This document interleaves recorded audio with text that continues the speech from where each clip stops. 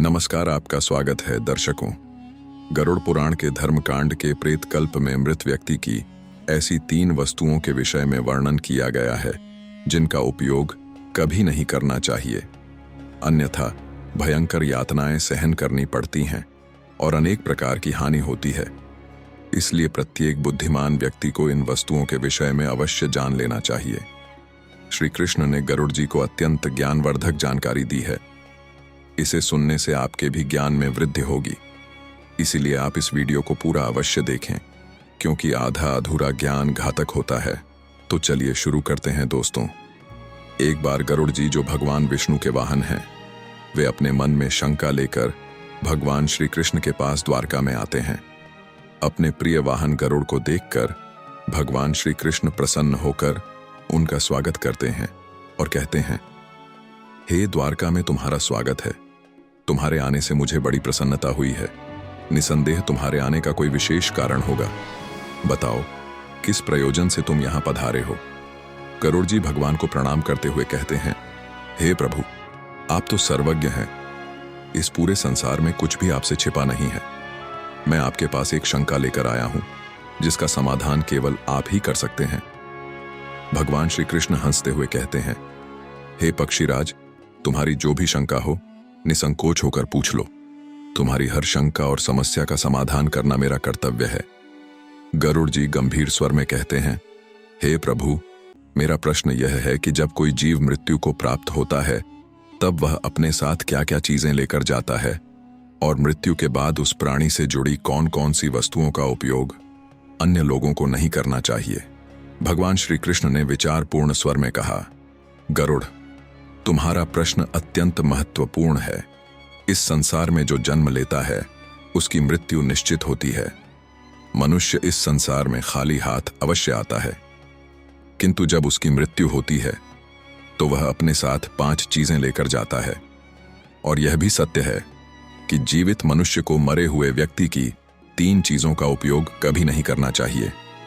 तुम्हारे इन दोनों प्रश्नों का उत्तर देने से पूर्व मैं एक ब्राह्मण और 5 प्रेतों की कथा सुनाता हूं, जिससे तुम्हारे सभी प्रश्नों का समाधान हो जाएगा। इस कथा को ध्यान से सुनना, क्योंकि इसके माध्यम से मानव जीवन के गढ़ रहस्यों को समझा जा सकता है। इस कथा का श्रवण करने पर मनुष्य के कोटि-कोटि पाप नष्ट होते हैं, इसलिए इस कथा का तुम प्रचार करो। गरुड़ जी ने श्रद्धा से कहा, हे प्रभु, मैं ध्यानपूर्वक आपकी कथा सुनने के लिए तैयार हूं। कृपया मुझे वह पवित्र कथा सुनाएं। फिर भगवान श्री कृष्ण ने गरुड़ जी को वह कथा सुनानी शुरू की। हे गरुड़, एक समय की बात है। मध्य देश में देव शर्मा नाम का एक गरीब ब्राह्मण रहता था। वह अत्यंत गुणवान और शास्त्रों में पारंगत था। उसने वेद और शास्त्रों का बड़े गहराई से अध्ययन किया हुआ था, किंतु वह अपने ज्ञान का कभी दुरुपयोग नहीं करता था। उसने कभी अपने ज्ञान का उपयोग धन कमाने के लिए नहीं किया। अत्यंत गरीब होकर भी वह भिक्षा मांगकर ही अपना गुजारा चलाता था। फिर एक दिन वह ब्राह्मण वन में तपस्या करने के लिए जाने का विचार करता है। वह ईश्वर का ध्यान करने के उद्देश्य से वन में विचरण करने लगा। ब्राह्मण जिस वन में प्रवेश करता है, उसका नाम विपिन वन था। यह वन अत्यंत भयानक और डरावना था, जिसके बारे में दूर दूर तक लोग चर्चा किया करते थे। इस वन में प्रवेश करने की हिम्मत बहुत कम लोग कर पाते थे, क्योंकि वहां का वातावरण ही भय से भरपूर था। विपिन वन में ऊंचे ऊंचे पेड़ थे, जिनकी शाखाएं इतनी घनी थीं कि सूर्य की किरणें भी नीचे तक नहीं पहुंच पाती थीं। इनमें से कुछ पेड़ प्राचीन काल से खड़े थे, जैसे महावृक्ष, जिनकी विशाल जड़ें जमीन से बाहर निकलकर हर दिशा में फैली हुई थी। वहां पर वट वृक्ष और अश्वत्थ जैसे वृक्षों की भरमार थी, जो अपने नीचे किसी को भी दबा सकते थे। इस भयंकर वन में मांडव और शमी जैसे पेड़ भी थे, जिनके पास से गुजरते हुए लोगों के रोंगटे खड़े हो जाते थे। इन वृक्षों की शाखाएं मुड़ी तुड़ और विकृत थीं, और उन पर अक्सर अजीब से जीव लटके रहते थे। वहां उगने वाले पौधे भी डरावने थे। विष्कांभा साधारण नहीं थे। यहां काले पंखों वाले उल्लू दिन में भी विचरण करते थे, जिनकी भयानक आवाजें हवा में गूंजती थी। जंगली भेड़िए अपने शिकार की तलाश में हमेशा घूमते रहते थे, और उनकी आंखें अंधकार में चमकती थीं। काले धब्बों वाले तेंदुए और हिंसक भालू भी यहां आम थे। पक्षियों में शकुनी नामक गिद्ध और काली मैना पेड़ों पर बैठे दूर से आए लोगों को आतंकित करते थे। विपिन वन का सारा वातावरण ही अत्यंत रहस्यमय और डरावना था, जहां हर कदम पर मृत्यु का भय मंडराता रहता था। और चलते चलते वह एक अत्यंत प्राचीन वृक्ष के पास पहुंच जाता है। वह देखता है कि उस वृक्ष के नीचे 5 पिशाच खड़े हुए हैं। वे सभी पिशाच उस जंगल से गुजरने वाले मनुष्यों का भक्षण करते थे। कोई भी मनुष्य उस मार्ग से जाता तो वे उसे पकड़कर खा लिया करते थे। पिशाच होने के कारण उनके अंदर अंदर धर्म का कोई अंश नहीं था। वे अत्यंत पापी और दुराचारी थे। वे किसी पर भी कभी दया नहीं करते थे। जब वह ब्राह्मण उस वृक्ष के पास आता है तो वे पिशाच एक दूसरे से कहने लगते हैं, अरे वाह, देखो भाई, हमारे लिए आज ताजा ताजा भोजन आ रहा है। सबसे पहले मैं ही इस ब्राह्मण को खाऊंगा। इसका मांस तो कितना स्वादिष्ट होगा। यह ब्राह्मण केवल सात्विक भोजन ग्रहण करता होगा, इसलिए इसके शरीर में किसी भी प्रकार के रोग नहीं होंगे, कोई कीड़े और कृमि भी नहीं होंगे। इसका मांस खाने में बड़ा आनंद आएगा। हाँ हाँ हाँ हाँ, दूसरा पिशाच कहता है, इस ब्राह्मण का भक्षण तो मैं ही करूंगा। आज कई दिनों के पश्चात शिकार हाथ लगा है। इस प्रकार से वे पिशाच उस ब्राह्मण को खाने के लिए आगे आते हैं। लेकिन जब वह ब्राह्मण उन पिशाच को देखता है तो वह बिल्कुल भी भयभीत नहीं होता है। भक्त था और वह ब्राह्मण भगवान हरि का नाम जपता रहता था, इसलिए उसे किसी से भी कोई भय नहीं लगता था। उन पिशाच को देखकर भी ब्राह्मण भयभीत नहीं हुआ और उन पिशाच की ओर देखते हुए उन्हें प्रणाम करने लगता है और कहता है, हे पिशाच, तुम्हें नमस्कार है। उस ब्राह्मण का ऐसा विचित्र व्यवहार देखकर पिशाच हैरान हो जाते हैं। विष्णु भक्त ब्राह्मण के सानिध्य से उनके अंदर से सा का भाव नष्ट हो जाता है और वे आश्चर्यचकित होकर उस ब्राह्मण की ओर देखते हैं और उस ब्राह्मण से कहने लगते हैं, हे महात्मा, आप कौन हैं और इस वन में अकेले क्यों भटक रहे हैं? हम पिशाच को देखकर भी आपको जरा सा भी भय नहीं लगा। बड़े बड़े शूरवीर योद्धा भी हम पिशाच को देखकर थर थर कांपने लगते हैं। हमें देखकर डर कर भागने लगते हैं, किंतु आपके मन में किसी भी प्रकार का भय दिखाई नहीं पड़ रहा। आपके सानिध्य में आने पर हमारी भूख भी समाप्त हो चुकी है। हम तो आपको भोजन समझकर प्रसन्न हो रहे थे और आपको खाने वाले थे।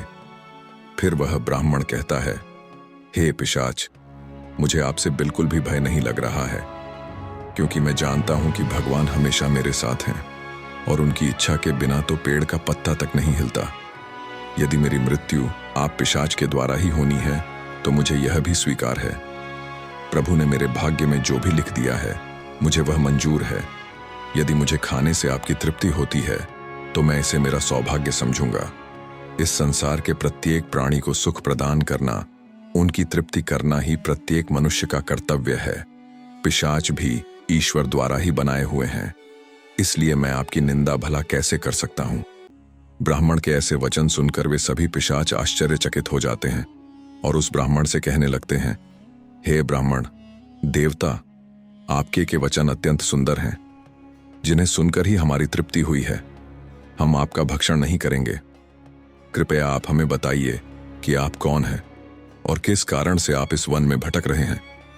वह ब्राह्मण कहता है, हे पिशाच, मेरा नाम देव शर्मा है और मैं प्रभु की भक्ति करने के लिए इस वन में उचित स्थान खोज रहा था, किंतु आपको देखकर लगता है कि आप बहुत कष्ट में हैं।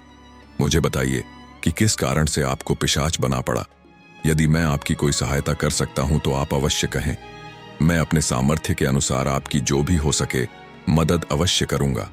ब्राह्मण की बातें सुनकर सभी पिशाच सुन्न हो जाते हैं और कहने लगते हैं, हे द्विज श्रेष्ठ, आपको बार बार प्रणाम है। हम सभी पिशाच हमारे पाप कर्मों के कारण ही बने हैं। हमने हमारे पितरों का अपमान किया है, इसी कारण से हमें यह पिशाच योनि प्राप्त हुई है। न जाने कब हमें इस पिशाच के शरीर से छुटकारा मिलेगा। हमने मनुष्य रहते हुए भी बहुत पाप किए थे और पिशाच बनकर तो हमने अनगिनत पाप किए हैं। कितने ही निर्दोष मनुष्यों और प्राणियों को हमने मारकर खाया है। इसीलिए हमें ऐसा लगता है कि हमें कभी पिशाच योनि से मुक्ति नहीं मिलेगी। फिर ब्राह्मण कहता है, हे पिशाच, मैं आपकी व्यथा को समझता हूं। कृपया आप मुझे बताइए, मैं किस प्रकार से आपको मुक्ति दिला सकता हूं। मैं मध्य देश में रहने वाला देव शर्मा ब्राह्मण हूं। मैंने अनेक तप, व्रत और उपवास किए हैं, इसीलिए आपकी मुक्ति के लिए भी यदि कोई व्रत उपवास हो तो मुझे बताइए, वह मैं अवश्य करने का प्रयास करूंगा। ब्राह्मण की बात सुनकर उन पिशाच को समझ में आ जाता है कि यह ब्राह्मण तो उनका ही पुत्र है। वे पिशाच उस ब्राह्मण के दादा परदादा हैं जो पाप करने के कारण पिशाच बने हुए हैं। श्री कृष्ण कहते हैं, हे गरुड़, इस प्रकार से उन पिशाच को तय हो जाता है कि वह ब्राह्मण उनका ही वंशज है। फिर वे सभी पिशाच अपने अपने पाप कर्मों के विषय में बताने लगते हैं। पहला पिशाच, जिसका नाम ऊची था, वह आगे बढ़ा। उसका शरीर मांस और खून से सना हुआ था और उसकी आंखों में अधर्म की अग्नि जल रही थी। उसने कांपते हुए ब्राह्मण से कहा, मेरा नाम ऊची इसलिए पड़ा क्योंकि मैं हमेशा दूसरों का बचा हुआ और जूठन खाया करता था। मैं पिछले जन्म में बृहस्पति था और तुम्हारा 5 पीढ़ी पहले का पूर्वज था। एक समय में मैं बहुत विद्वान और आदरणीय ब्राह्मण था। मैंने यज्ञ और अनुष्ठान किए, लेकिन धीरे धीरे मेरी लालसा बढ़ गई। मुझे लोगों द्वारा छोड़ा हुआ भोजन खाने की आदत पड़ गई। दूसरों के झूठे भोजन में मुझे स्वाद आने लगा। मैंने यह जानने के बावजूद कि यह अधर्म है, झूठे भोजन का आदान प्रदान शुरू कर दिया। एक दिन जब मैंने एक पवित्र यज्ञ के बाद बचा हुआ ऊंची भोजन खा लिया, उसी भोजन से मेरे शरीर में विष निर्माण हुआ और उसी क्षण मेरी मृत्यु हो गई। अब मैं पिशाच बनकर ऊंची भोजन करता हूं और यही मेरा श्राप है। दूसरा पिशाच, जिसका नाम नग्न अंग था, वह आगे आया। उसका पूरा शरीर नग्न था और उसकी हड्डियां दिख रही थीं।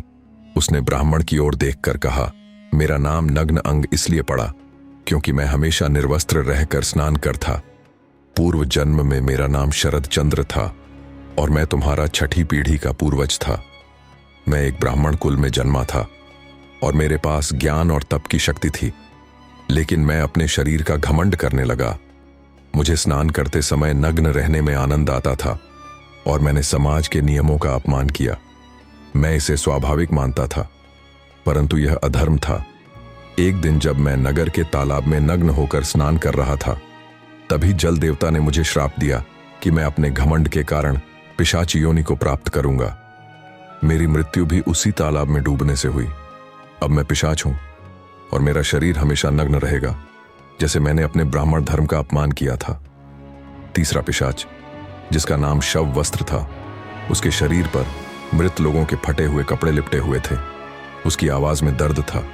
उसने कहा, मैं इस योनि में इसीलिए हूं क्योंकि मैंने हमेशा मृत व्यक्तियों के कपड़े चुराए। पिछले जन्म में मेरा नाम अच्युतानंद था। मैं तुम्हारे पूर्वजों में से था और एक आदरणीय ब्राह्मण कुल से संबंध रखता था। मैं स्मशान भूमि पर जाकर मृतकों के वस्त्र चुराता और उन्हें बेचता था। मरे हुए लोगों के वस्त्र पहनकर मुझे सुख की अनुभूति होती थी। मेरे इस अधर्म को देखकर देवताओं ने मुझे श्राप दिया कि मेरी मृत्यु भी स्मशान में होगी और मैं पिशाच बनकर हमेशा शवों के वस्त्र पहनूंगी। मेरी मृत्यु स्मशान में ही हुई, जहां एक भयंकर पिशाच ने मुझे मार दिया। अब मुझे मृतकों के वस्त्र पहनने का श्राप मिला है। चौथा पिशाच, जिसका नाम अशौच था, उसकी उपस्थिति इतनी गंदी और बदबूदार थी कि ब्राह्मण को सांस लेना कठिन हो गया। अशौच ने कहा, मेरा नाम अशौच इसलिए पड़ा क्योंकि मैंने हमेशा अपवित्र और गंदी चीजों में खुद को लिप्त रखा। मैं पिछले जन्म में धर्मराज था और तुम्हारा पूर्वज था। मेरे जीवन में शुद्धता का कोई स्थान नहीं था। ब्राह्मण होते हुए भी मैंने अपवित्र में जीवन बिताया। मैंने कभी अपने तन और मन की शुद्धता का ध्यान नहीं रखा। गंदे वस्त्र पहने और अपवित्र स्थानों पर रहा। मैं स्नान नहीं करता था और यह सब जानकर भी मैंने धर्म के नियमों का पालन नहीं किया। मेरे इस पाप के कारण देवताओं ने मुझे श्राप दिया कि मैं अशुद्ध में लिप्त रहकर ही इस पिशाच योनि में भटक मेरी मृत्यु एक गंदे तालाब में डूबकर हुई। अब मैं इस पिशाच योनि में हूं, जहां मैं हमेशा अपवित्र से घिरा रहता हूं। अंत में 5वां पिशाच क्रव्यद था। उसका मुख रक्त से लथपथ था और उसके हाथों में मांस के टुकड़े थे। उसने भयावह हंसी के साथ ब्राह्मण से कहा, मैं क्रव्यद हूं क्योंकि मैं मांस और रक्त का लोभी था। पूर्व जन्म में मेरा नाम सोमदेव था और मैं तुम्हारा पूर्वज था। मैंने ब्राह्मण होते हुए भी हिंसा और क्रूरता का जीवन अपनाया। मुझे मांसाहार और हत्या में आनंद आता था। मैंने कई निर्दोष प्राणियों का खून बहाया और उनका मांस खाया। मैंने अपने परिवार और समाज की मर्यादाओं का उल्लंघन किया। मेरे इस अधर्म के कारण मेरी मृत्यु एक मांसाहारी भोज के दौरान हुई। जब मैंने एक गाय का मांस खाया, देवताओं ने मुझे श्राप दिया कि मैं इस पिशाच योनि में आकर रक्त और मांस का लोभी बनूंगा। अब मैं हमेशा कव्यार बना हुआ हूं। इस प्रकार से वे पिशाच कहते हैं। हे वत्स, हम हमेशा ही ऊंची वस्त्र पहनते थे। गंदे मैले वस्त्र पहनकर ही भोजन, पूजा पाठ आदि कार्य किया करते थे। हमने हमेशा ही उच्च भोजन ही ग्रहण किया है। इसी कारण से हमारी यह दुर्गति हुई है। हम निर्वस्त्र होकर स्नान करते थे, जिस कारण से हमारे पितृगण हमसे रुष्ट हो गए। हमने कभियों के लिए भोजन अर्पित नहीं किया। इसी कारण से हमें मृत्यु के पश्चात प्रेत बनना पड़ा। फिर वे पिशाच कहते हैं, हे वत्स, तुम तुम्हारे ही वंश से हो, हम तुम्हारे पूर्वज हैं। यह ईश्वर की ही कृपा है कि उन्होंने तुम्हें हमारे पास भेजा है। अब हमें यकीन हो गया है कि तुम हमें मुक्ति अवश्य दिलाओ। हे वत्स, तुम अभी जाओ और हमारी मुक्ति के लिए उपाय करो। अपने पूर्वजों की ऐसी दशा देखकर वह ब्राह्मण अत्यंत दुखी हो जाता है और सोचने लगता है कि प्रत्येक मनुष्य का यह निहित कर्म है कि वह अपने पूर्वजों को मुक्ति दिलाने के लिए कार्य करे। वह ब्राह्मण उन पिशाच को वचन देता है और कहता है, हे पितामह, मैं आपकी मुक्ति के लिए अवश्य उपाय करूंगा। फिर वह ब्राह्मण मुनि अगस्त्य के पास जाता है और उन्हें पितरों की मुक्ति के लिए उपाय पूछता है। मुनि अगस्त्य उस ब्राह्मण को पितरों की मुक्ति के लिए किए जाने वाले तर्पण, श्राद्ध, पिंड दान, दान धर्म आदि क्रियाओं के बारे में बताते हैं। फिर वह ब्राह्मण पवित्र नदी के तट पर जाकर अपने पूर्वजों के लिए वे सभी कार्य करता है जो मुनि अगस्त्य ने बताए हुए होते हैं।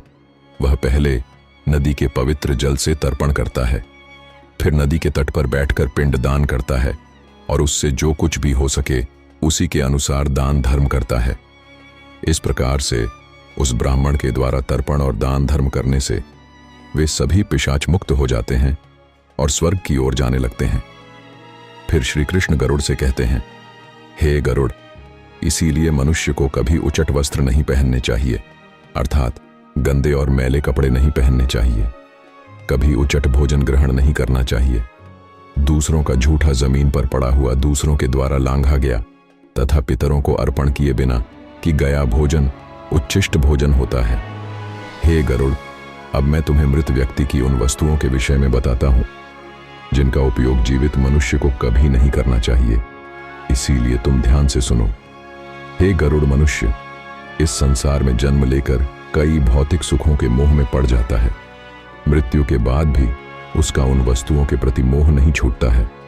जब तक मनुष्य सांसारिक वस्तुओं का मोह त्याग कर संपूर्ण रूप से ईश्वर को अपना नहीं लेता, तब तक वह अलग अलग योनियों में जन्म लेकर पृथ्वीलोक पर ही भटकता रहता है।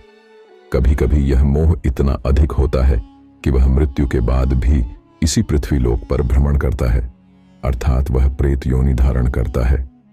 यदि किसी मनुष्य की अकाल मृत्यु हो जाती है तो वह भी प्रेत योनि में चला जाता है और प्रेत बनकर वह अपने ही परिवार के लोगों को दुख देने लगता है। कई बार मनुष्य अपने मृत परिजनों की वस्तुओं को उनकी याद में अपने पास रख लेते हैं या उनकी वस्तुओं का उपयोग भी करने लग जाते हैं, लेकिन मनुष्य को मृत व्यक्ति की कुछ वस्तुओं का उपयोग कभी नहीं करना चाहिए, क्योंकि इन वस्तुओं के साथ उस मृत व्यक्ति की ऊर्जा जुड़ी हुई होती है। उस मृत व्यक्ति का उन वस्तुओं के प्रति मोह बहुत अधिक होने के कारण वह मृत्यु के बाद भी उन वस्तुओं से जुड़ा रहता है, और यदि कोई इन वस्तुओं का प्रयोग करता है तो उसे कई परेयों का सामना करना पड़ता है। वह मृतात्मा उसे कई प्रकार से कष्ट देने लगती है।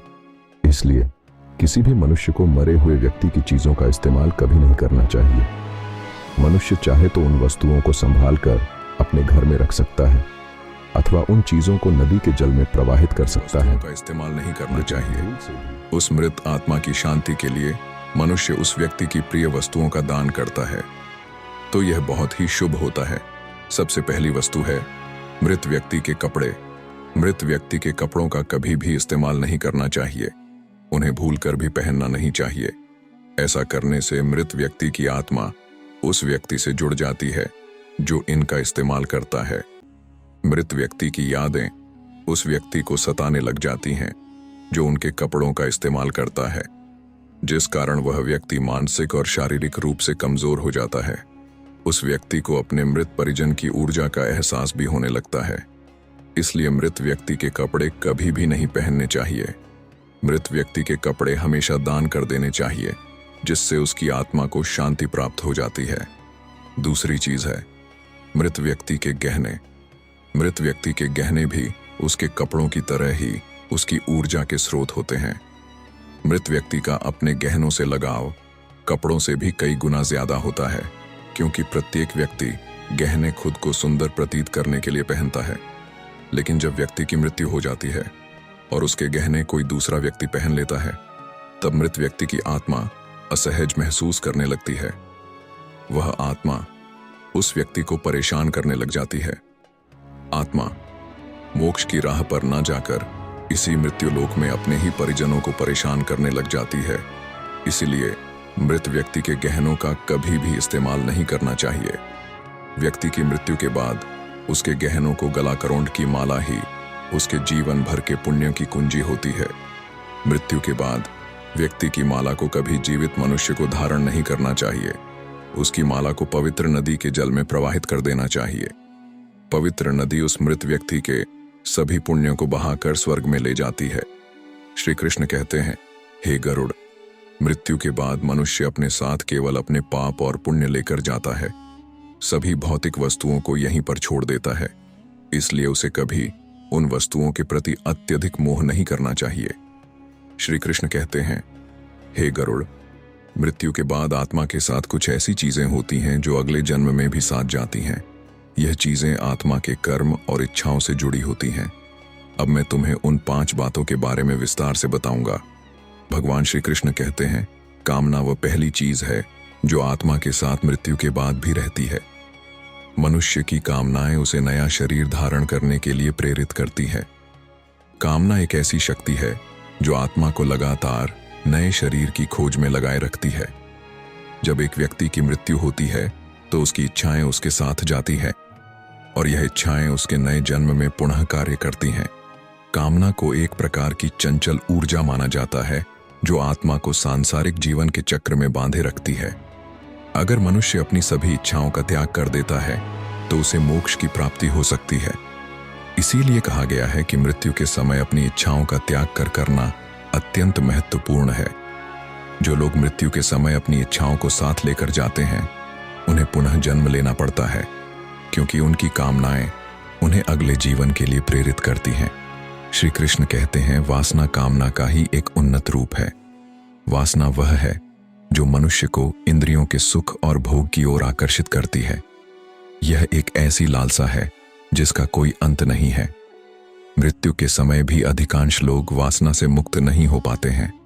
यह वासना सांसारिक वस्त्रों, धन, परिवार और भोगों के प्रति आकर्षण को बढ़ाती है। वासना इतनी शक्तिशाली होती है कि यह मृत्यु के बाद भी आत्मा के साथ रहती है। वासना का उदाहरण विष्णु पुराण में राजा भरत की कथा में मिलता है। राजा भरत ने एक हिरण के बच्चे से अत्यधिक प्रेम किया और उनकी वासना इस बच्चे के प्रति इतनी प्रबल थी कि मृत्यु के समय भी वे उसी हिरण के बारे में सोचते रहे। परिणाम स्वरूप उन्हें अगले जन्म में हिरण की योनि प्राप्त हुई। यह दिखाता है कि वासना आत्मा को बंधनों में बांधे रखती है। मन की शांति और ज्ञान से ही वासना से मुक्ति मिल सकती है। श्री कृष्ण आगे कहते हैं, कर्म मनुष्य की सबसे महत्वपूर्ण धरोहर है जो उसके साथ मृत्यु के बाद भी जाती है। मनुष्य जीवन में जो भी कार्य करता है, अच्छे या बुरे, वे कर्म उसके अगले जन्म में फल देते हैं। मृत्यु के समय आत्मा द्वारा किए गए सारे कर्मों का लेखा जोखा होता है। अगर किसी व्यक्ति ने अच्छे कर्म किए हैं तो उसे परलोक में सुख और शांति मिलती है और अगले जन्म में भी उसे समृद्धि प्राप्त होती है। वहीं अगर उसने बुरे कर्म किए हैं तो उसे नरक या दुखदायी जीवन की प्राप्ति होती है। यही कारण है कि हमारे धर्मशास्त्रों में कर्म को अत्यधिक महत्व दिया गया है। कर्म की गति इतनी अद्भुत होती है कि यह 7 जन्मों तक आत्मा का पीछा करती है। इसलिए मनुष्य को सदैव पुण्य कर्म करने का प्रयास करना चाहिए। भगवान श्री कृष्ण चौथी चीज के रूप में कर्ज का उल्लेख करते हैं। वे कहते हैं, कर्ज एक ऐसी वस्तु है जो मृत्यु के बाद भी आत्मा का पीछा करती है। यदि कोई व्यक्ति जीवन में किसी से आर लेता है और उसे चुकाए बिना मर जाता है तो वह कर्ज अगले जन्म में भी उसके साथ रहता है। कर्ज आत्मा पर एक प्रकार का बंधन बनाता है और जब तक यह चुकाया नहीं जाता, आत्मा इससे मुक्त नहीं हो सकती। मृत्यु के बाद उस आत्मा को परलोक में कर्ज चुकाने के लिए भी दंड दिया जा सकता है। पुनर्जन्म में कर्ज के कारण व्यक्ति को शारीरिक या मानसिक कष्ट झेलना पड़ सकता है। इसीलिए धर्मशास्त्रों में कहा गया है कि जीवन में लिए गए सभी आरों को चुकाकर ही मृत्यु की ओर बढ़ना चाहिए, ताकि आत्मा अगले जन्म में इस बोझ से मुक्त हो सके। अंत में भगवान श्री कृष्ण गरुड़ जी को भक्ति का महत्व बताते हैं। वे कहते हैं, भक्ति वह पवित्र मार्ग है जो आत्मा को ईश्वर से जोड़ता है। भगवान की जो आराधना व्यक्ति करता है सच्चे, उसकी आत्मा मृत्यु के बाद भी उस भक्ति का फल प्राप्त करती है। भक्ति ही वह शक्ति है जो आत्मा को जन्म मरण के चक्र से मुक्त कर सकती है और उसे मोक्ष की प्राप्ति दिला सकती है। भक्ति से भरा हृदय मृत्यु के बाद भी ईश्वर के समीप रहता है। यही कारण है कि भक्ति को जीवन का सबसे पवित्र साधन माना गया है। इस प्रकार भगवान श्री कृष्ण ने गरुड़ जी को बताया कि आत्मा के साथ मृत्यु के बाद कामना, वासना, कर्म, कर्ज, पुण्य और भक्ति रहती है। यह चीजें आत्मा को जीवन के चक्र में बांधे रखती हैं या मोक्ष की ओर ले जाती हैं। तो दोस्तों, इस प्रकार से श्री कृष्ण ने गरुड़ जी को अत्यंत महत्वपूर्ण ज्ञान दिया है। उम्मीद है आपको यह जानकारी अच्छी लगी होगी। वीडियो को लाइक अवश्य करें और कमेंट में जय श्री कृष्ण अवश्य लिखें। साथ ही चैनल को सब्सक्राइब करें। आप सभी का धन्यवाद।